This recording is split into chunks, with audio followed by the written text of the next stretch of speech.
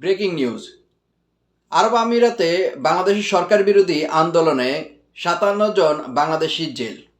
হ্যাঁ প্রিয় দর্শক, বাংলাদেশি ৫৭ জনকে সে দেশের আদালত বিভিন্ন মেয়াদে কারাদণ্ড দিয়েছেন। ৫৭ জনের মধ্যে ৩ জনকে দিয়েছেন যাবজ্জীবন এবং ৫৩ জনকে দিয়েছেন ১০ বছর করে জেল, আর বাকি একজনকে দিয়েছেন ১১ বছরের কারাদণ্ড। গত শুক্রবারে আরব আমিরাতে বাংলাদেশে সরকার বিরোধী আন্দোলন করেন কিছু প্রবাসী। সেখানে তারা দাঙ্গা হামলা করার কারণে সে দেশের রাষ্ট্রীয় আইন এটা কিন্তু নিষিদ্ধ, রাষ্ট্রীয় আইনভাবে নিষিদ্ধ এভাবে মিছিল মিটিং করা।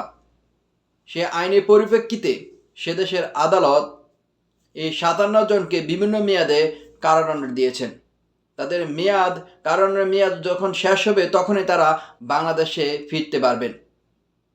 আর তাদের পক্ষে আইনজীবী উত্থাপন করেছেন যে আসামিরা এই ধরনের দাঙ্গা হাঙ্গার মধ্যে তারা জড়িত ছিল না। তারা শুধুমাত্র বাংলাদেশি কোটা বিরোধী সে যে আন্দোলন চলছে সরকার বিরোধী, তারা সে সমর্থতে মিছিল আন্দোলন করেছিলেন। কিন্তু সেখানকার পুলিশেরা যখন এই আন্দোলন করেছিলেন প্রবাসী ভাইয়েরা, তখন বলেছেন যে এখান থেকে সরে যাওয়ার জন্য। তারা সেই বিষয়টি আমলে নেয়নি, তারা সরে যায়নি। এই বিষয় আমলে নিয়ে আদালত তাদের উপরে এই ধরনের কারাদণ্ড দিয়েছেন। আদালত বলেছেন জননিরাপত্তার সাথে জানমালের, রাস্তাঘাটের মানুষের দুর্ভোগের সব বিষয় বিবেচনা করেই এই ৫৭ জনকে বিভিন্ন মেয়াদে সাজা দেওয়া হয়েছে। বর্তমানে বাংলাদেশের চলমান আন্দোলনে কারফিউ চলছে, জনজীবন দুর্ভোগের মধ্যে চলছে। আবার এদিকে কোটা আন্দোলনে সমন্বয়কেরা ৪ দফা দাবি উপস্থাপন করেছেন। যদি ৪ দফা দাবি যদি মেনে না হয় তাহলে আবার তারা আন্দোলনে মাঠে নামবেন। আবার এদিকে সাধারণ ছুটি আরো বাড়িয়ে দেওয়া হয়েছে।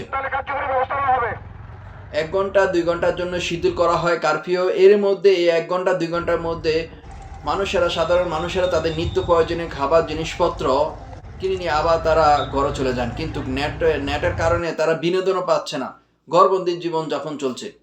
আর যারা দিন আনি দিন খায় তাদের অবস্থা আর কীভাবে বলবো। সবারই একটি প্রত্যাশা, একটি আশা, যেন দ্রুত বাংলাদেশের সেই রূপ শান্তি ফিরে আসুক এবং ইন্টারনেটটা সবচেয়ে জরুরি, মোবাইল নেটওয়ার্ক ইন্টারনেটটা যেন ফিরে আসে।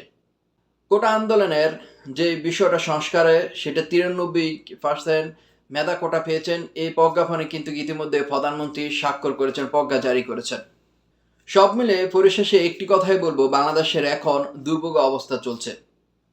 দ্রব্যমূল্য লাগামহীন, মানুষের একজনের সাথে আরেকজনের যোগাযোগ নেই। বহির্বিশ্বের সাথে প্রবাসী ভাইয়েরা তাদের আত্মীয় স্বজন পরিবারের সাথে কোনোভাবে যোগাযোগ করতে পারছেন না। আর যারা দিন আনে দিন খায় তাদের অবস্থা, যারা নগদ টাকা ছিল যাদের কাছে, তাদের নগদ টাকা পুড়ে গিয়েছে, কারণ সাধারণ ছুটিতে ব্যাংক সব কিছুই বন্ধ। ব্যবসা বাণিজ্য তো আর কি বলবো। ভালো থাকবেন, সুস্থ থাকবেন, নিরাপদে থাকবেন। আর পরিশেষে একটি কথা বলবো, এই বিষয়টা যেন সুন্দরভাবে সমাধান হয় আর কারো মায়ের বুক যেন খালি না হয়, এই প্রত্যাশাই করছি। ভালো থাকবেন।